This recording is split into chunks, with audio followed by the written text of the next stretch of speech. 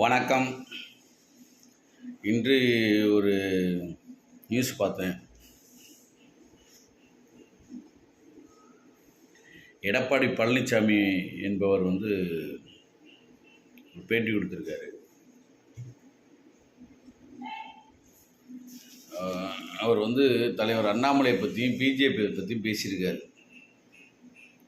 அவர் இன்றைக்கி பல பேர் வேறு மாதிரி கூப்பிட்றாங்க, எக்ஸ் முதலமைச்சர், முன்னாள் முதலமைச்சர்.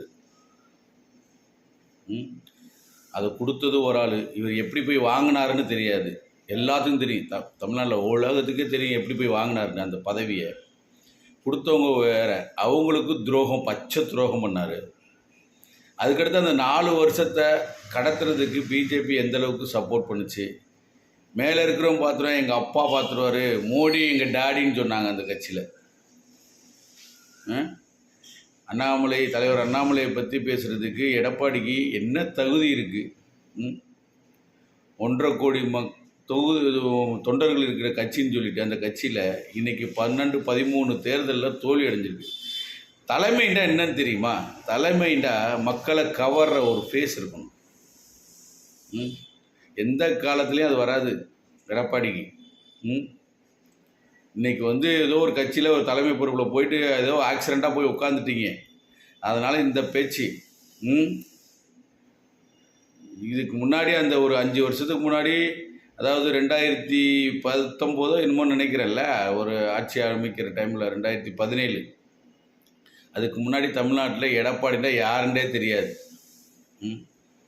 இன்றைக்கி ஒரு இடத்துல உட்காந்துட்டு ஈஸியாக உட்காந்துட்டு நான் அப்படி இப்படி, அண்ணாமலைக்கு என்ன தெரியும், கட்சி வளர்ந்துச்சா, பாஜக கட்சி வளர்ந்துருச்சாங்கிறதுக்கு ஒரு சின்ன எடுத்துக்காட்டு. இன்றைக்கி வானகரத்தில் மாநில செயற்குழு நடக்குது. எங்கள் தொண்டர்களையோ எங்கள் கட்சி நிர்வாகிகளோ ஒரு பேனர், ஒரு கொடி, ஒரு போஸ்ட் ஓட்டுறதுக்கு இந்த ஆட்சி பயப்படுது. விடலை, அனுமதி கொடுக்கல. ஏன் அனுமதி கொடுக்கல?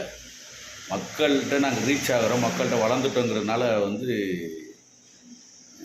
அனுமதி கொடுக்கல. நீங்கள் போய் பாருங்கள், வானகரத்தில் மக்களுக்கே தெரியாது அங்கே செயற்குழு நடக்குதா நடக்கலையான்னு. அந்தளவுக்கு எங்கள் காலைல 6 மணிக்கு போகிறேன் மண்டபத்தாண்ட, கட்சிக்கார ஒரு ஆள் இல்லை, 500 போலீஸை குமிச்சு வச்சுருக்காங்க. பயம், திமுகவுக்கே பயம், திமுகவே பயப்படுது, ஆளுங்கட்சியே பயப்படுது. எடப்பாடி நீங்கள்லாம் ஒன்றுத்துக்கு இல்லை, இப்போது சொல்கிறேன், ஒன்றுத்துக்கும் இல்லை. வாழ்நாளில் இன்னமே எந்த சூழ்நிலையும் வேறு ஏற்கனவே வைத்த பதவி அடைவேன் மட்டும் நினைக்கிறேங்க. வாழ்நாளில் நடக்காது, 100% சொல்கிறேன்.